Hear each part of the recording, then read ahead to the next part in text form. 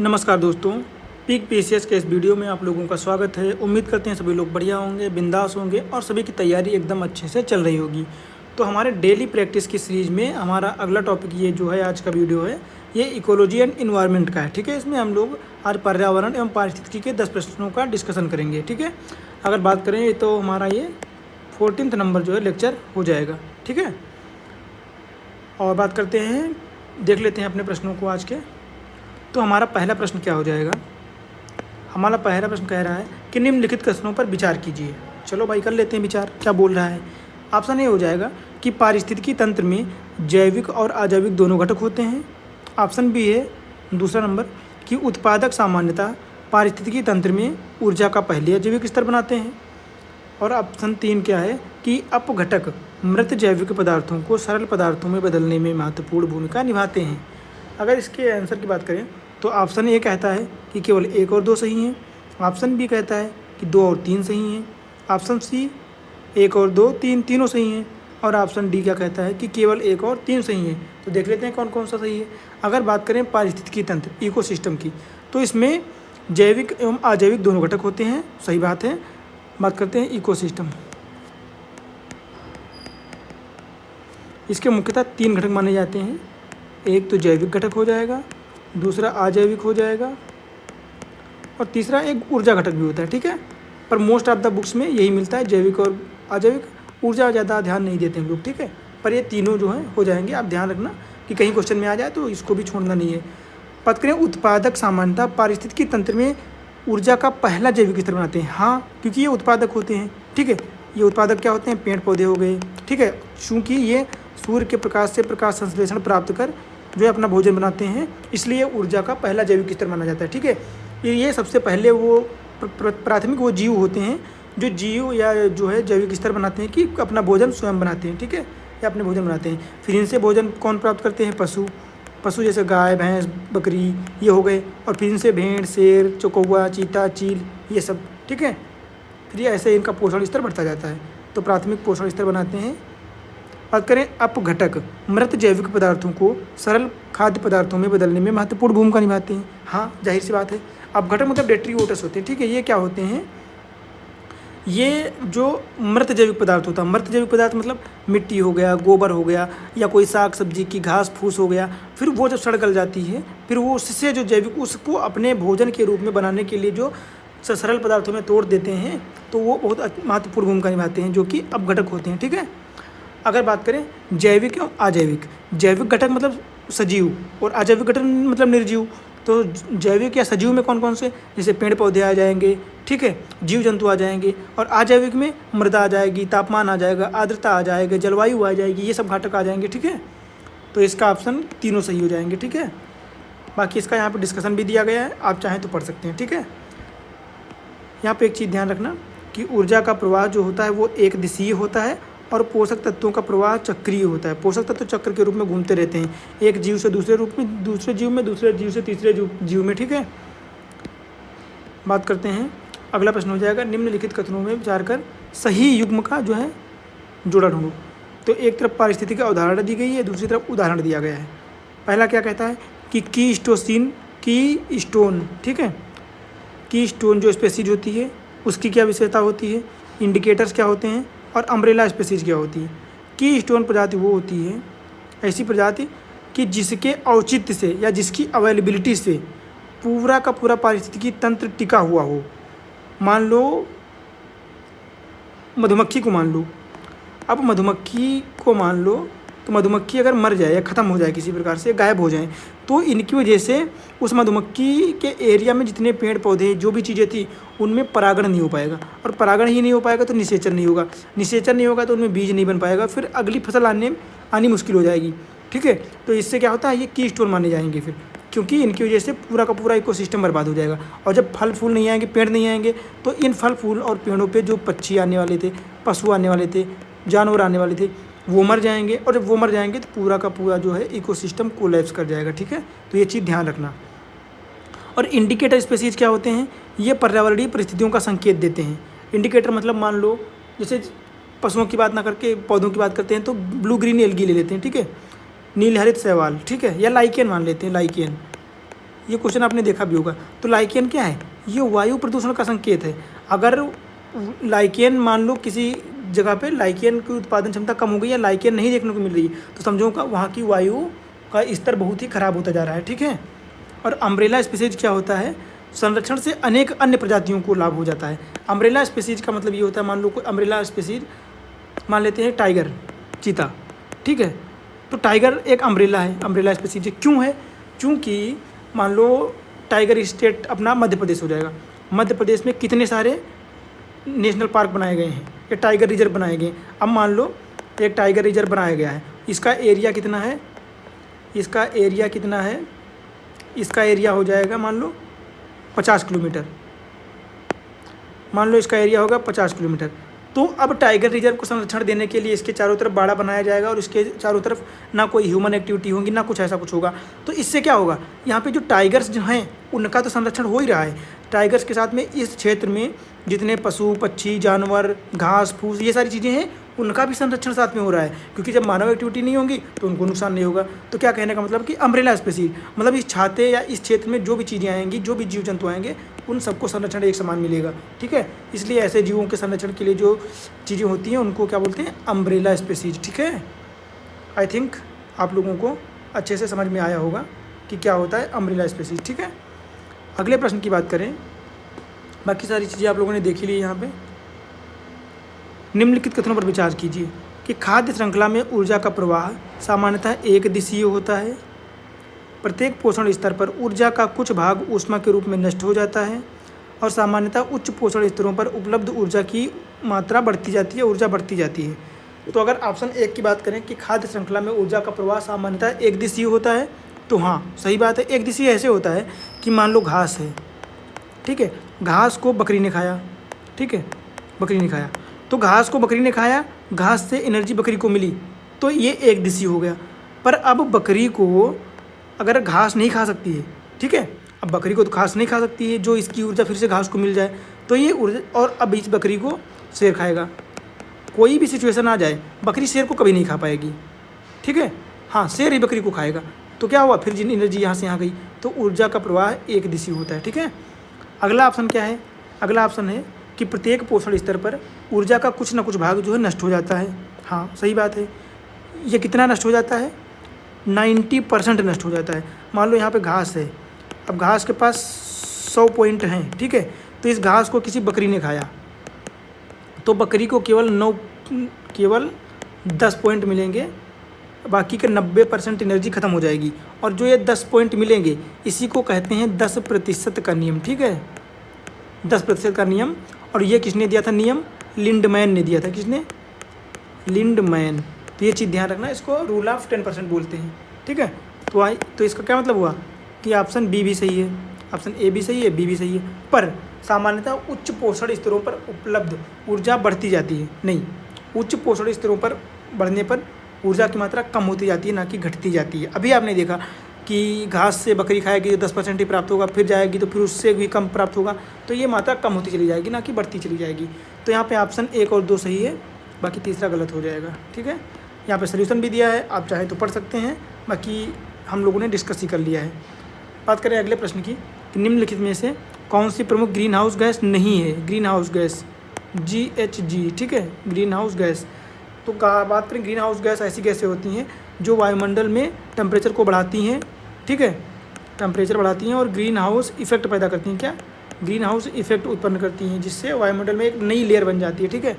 अगर बात करें ग्रीन हाउस गैसों की तो यहाँ पे हो जाएगा CO2, ठीक है, CH4 मीथेन हो जाएगा, N2 नाइट्रस ऑक्साइड हो जाएगा, ठीक है, और H2O जलवाष्प हो जाएगा, ठीक है। कुछ फ्लोरीनेटेड गैसें होती हैं वो भी ग्रीन हाउस इफेक्ट उत्पन्न करती हैं। पर ऑक्सीजन की बात करें तो ये कहाँ से करेगी यार? इसके लिए ये इसी के सहारे तो हम लोग जीवित हैं, ऑक्सीजन तो हमारे लिए फ़ायदेमंद है ना, तो उस हिसाब से ऑक्सीजन जो है इसका आंसर हो जाएगा। बाकी यहाँ पे डिटेल दिया हुआ है, मुझे नहीं लगता कि ये सब पढ़ने की ज़रूरत है, क्योंकि ये सब हम लोग ऑलरेडी डिस्कस कर लेते हैं, ठीक है। बात करें कार्बन डाइऑक्साइड का सोर्स क्या होता है, तो जीवाश्म ईंधन और वनों की कटाई से उत्पन्न होता है। CH4 की बात करें तो पशुपालन और धान के खेत लैंडफिल। CH4 जहाँ पे मीथेन का नाम आए, आप एक चीज़ ध्यान रखना, जहाँ भी दलदली क्षेत्र होगा वहाँ पे आपको CH4 देखने को मिलेगी, ठीक है। नाइट्रस ऑक्साइड कृषि उर्वरक और औद्योगिक गतिविधियों से उत्पन्न होती है। ठीक है, हमारा अगला प्रश्न हो जाएगा कि अम्ल वर्षा से जलीय पारिस्थितिकी तंत्र प्रभावित हो सकता है। अम्ल वर्षा मुख्यतः सल्फर डाइऑक्साइड और नाइट्रोजन डाइऑक्साइड या नाइट्रोजन के ऑक्साइड से बनने वाले अम्लीय यौगिकों के कारण होता है। हाँ, ऑप्शन ए भी सही है और इसका कारण भी सही है और एक दूसरे की व्याख्या भी करता है। ठीक है, कारण आर जो है ऑप्शन ए की व्याख्या करता है। कैसे करता है, मान लेते हैं कि बारिश होने वाली है। ठीक है, बारिश होने वाली है। अब जब बारिश होने वाली है, अब इसमें NO2 नाइट्रोजन के ऑक्साइड या फिर सल्फर के ऑक्साइड आके मिल गए। ठीक है, ये इसके जो आर्द्रताग्राही नाभिक हैं जल की बूंदों से जब सल्फर डाइऑक्साइड या सल्फर के ऑक्साइड या फिर नाइट्रोजन के ऑक्साइड मिलेंगे तो क्या होगा, उस जल जो नॉर्मल जल था जो कि 5 से 6 के बीच में pH वाला जल था, नॉर्मल जल, अब इसकी अम्लीयता बढ़कर ये 4 या उसके आसपास या फिर उससे नीचे आ जाएगा।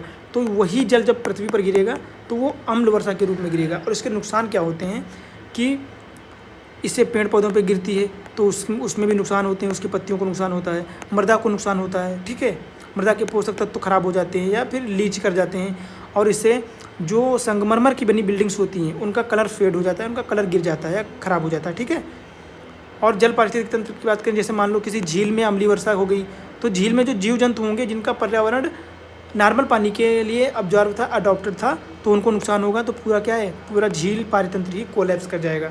तो एक दूसरे की व्याख्या भी करते हैं। ठीक है, यहाँ पे ऑप्शन ए ही सही हो जाएगा। अगले प्रश्न की बात करें, यहाँ पर प्रदूषक और प्रमुख स्रोत की बात करता है। ठीक है, carbon monoxide, sulphur dioxide, chlorofluorocarbon और PM 2.5। अगर बात करें कार्बन डाइऑक्साइड तो रक्त की ऑक्सीजन वहन क्षमता प्रभावित करता है। हाँ, बिल्कुल सही बात है। अगर CO की बात करें, कार्बन मोनोऑक्साइड, तो जितनी जल्दी कार्बन डाइऑक्साइड घुलती है उससे ये 120 गुना फास्ट घुल जाती है। कहने का मतलब ये है कि कार्बन डाइऑक्साइड के 120 कण जितना नुकसान हमारी बॉडी को पहुंचाते हैं, कार्बन मोनोऑक्साइड का एक कण पहुंचाता है और ये 120 गुना फास्ट ब्लड में घुलता है कार्बन मोनोऑक्साइड। तो ये बहुत ही नुकसानदायक होता है। ठीक है, अगला क्या हो जाएगा, सल्फर डाइऑक्साइड। हाँ, ये अम्ल वर्षा के लिए प्रभावी होता है या कारण होता है, जो कि अभी हमने देखा था। कौन कौन, सल्फर डाइऑक्साइड और नाइट्रोजन के ऑक्साइड। क्लोरोफ्लोरोकार्बन्स की बात करें तो ये ओजोन क्षरण को बढ़ावा देते हैं। ठीक है, PM 2.5 ये श्वसन क्षमता एवं हृदय संबंधी जोखिम उत्पन्न करता है। क्यों, क्योंकि PM पार्टिकुलेट मैटर 2.5 माइक्रोन के होते हैं। ठीक है, ये 2.5 माइक्रोन के होते हैं, इतने छोटे होते हैं कि हम अगर सांस भी लेंगे तो भी हमारे नाक के द्वारा ये अंदर फेफड़ों तक या श्वसन नलियों में पहुंचकर जम जाएंगे, जो कि श्वसन संबंधी और हृदय संबंधी जोखिम पैदा कर देंगे। ठीक है, तो इसका ऑप्शन क्या हो जाएगा, 1, 2, 3, 4, ये चारों के चारों मैच करते हैं। ठीक है, अगला प्रश्न क्या हो जाएगा हमारा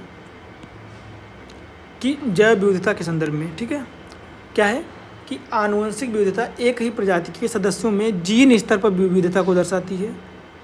प्रजातीय विविधता किसी क्षेत्र में विभिन्न प्रजातियों की विविधता को दर्शाती है और पारिस्थितिक तंत्र में विविधता विभिन्न इकोसिस्टम या हैबिटाट की विविधता को दर्शाती है। हाँ, ये देखो तीनों ही ऑप्शन सही है। कैसे सही है हम बताते हैं। मान लो आनुवंशिक विविधता की बात क्या होती है, मान लो होते हैं मनुष्य। ठीक है, अब मनुष्य में क्या है कि कुछ अफ्रीकन मनुष्य होते हैं। ठीक है, अफ्रीकन हो गए, अमेरिकन हो गए, इंडियन हो गए, चाइनीज हो गए, नेपाली हो गए, या फिर जो भी हों, हम इन सभी को क्या ही बोलेंगे, ह्यूमन्स ही बोलेंगे। ठीक है, ह्यूमन्स ही बोलेंगे। और आप देखोगे कि हर इंसान की बनावट अलग है, उसकी प्रजाति या विविधता है। ठीक है, प्रजाति तो एक है मनुष्य, पर उसमें विविधता, किसी की नाक छोटी है तो किसी की बड़ी है तो किसी की टेढ़ी। हर इंसान का अपना एक यूनिक फेस है। ठीक है, तो क्या है, ये प्रजाति, एक प्रजाति के अंदर बहुत सारी विविधता दर्शाता है। ठीक है, अफ्रीकन क्या होते हैं, वो काले लोग होते हैं, अमेरिकन गोरे होते हैं, या इंडियन जो है नॉर्मल होते हैं। तो ये सारी चीज़ें होती हैं। ठीक है, तो ये क्या हो गया, ये आनुवंशिक विविधता हो गई। अगले ऑप्शन की बात करें, क्या हो जाएगा हमारा, प्रजाति विविधता। प्रजाति विविधता का क्या मतलब होता है, मान लेते हैं एक प्रजाति की विविधता। ठीक है, मान लेते हैं एक कुत्ता ले लिया, कुत्ता, डॉग। ठीक है, डॉग में प्रजातियां अलग अलग होती हैं। देखो, जो गांव वाले कुत्ते होते हैं, ठीक है, वो उनको उनकी अलग गांव वाली प्रजाति होती है। एक क्या होता है, लेब्राडोर। ठीक है, लेब्राडोर या ऐसा कोई नाम होता है, या फिर पिटबुल ले लो, पिटबुल। तो इनकी प्रजातीय स्तर पर विविधता है, ये आनुवंशिक स्तर पर नहीं है, ये प्रजातीय स्तर पर हो। आनुवंशिक स्तर पर क्या हो जाएगी कि इन सभी को कुत्ता बोल दिया जाएगा, तो ये आनुवंशिक स्तर पर हो जाएगा। पर अगर उसके सामने लग गया कि ये लेब्राडोर कुत्ता है, डॉग है, ये पिटबुल डॉग है, तो ये क्या होगी, ये प्रजातीय स्तर पे कुत्ता होगी। कुत्तों के अंदर भी कैटेगरी है, फिर उनके अंदर कैटेगरी है, ठीक है। तो ये हो जाएगी प्रजातीय विविधता। और अगर बात करें कि इकोसिस्टम विविधता क्या हो जाएगी, तो मान लेते हैं इकोसिस्टम वाली विविधता ये हो जाएगी कि एक मान लेते हैं वन पारितंत्र है। वन पारितंत्र यहाँ पे क्या है, यहाँ पे पक्षी भी होंगे, पशु भी होंगे, ठीक है, और मनुष्य भी रह सकता है, ठीक है। अब इसमें भी बहुत सारे तोता होंगे, चिड़िया होगी, बहुत सारे पक्षी होंगे। पशुओं में शेर होगा, चीता होगा, गाय होगी और मनुष्य होंगे, ठीक है। ये विविधता, तो इनकी विविधता इस प्रकार की होगी कि एक ही इकोसिस्टम में, एक ही तंत्र में बहुत सारे प्रकार के, बहुत सारी प्रजातियों के या आनुवंशिक विविधता वाले लोग रह रहे हैं, ठीक है। तो ये सारी चीज़ें आपको ध्यान रखना पड़ेगा। इस प्रकार से तीनों ऑप्शन 1, 2 और 3 तीनों सही हो जाएंगे, ठीक है। अगले ऑप्शन की बात करें, यहाँ पे आप देख भी सकते हो सारी चीज़ें लिखी हैं। अगला प्रश्न हमारा हो जाएगा, निम्नलिखित में से कौन सा इन सीटू कंजर्वेशन से संबंधित है। देखो हम सबसे पहले बात करेंगे कंजर्वेशन की, ठीक है। ये दो प्रकार का होता है, एक तो इन सीटू होता है, एक तो होता है एक्स सीटू, ठीक है। इन सीटू का मतलब होता है स्वस्थानीय, ठीक है, स्वस्थानीय, स्वस्थानीय या उसी स्थान पर, उसी स्थान पर। ये होता है बाह्य स्थानीय, ठीक है।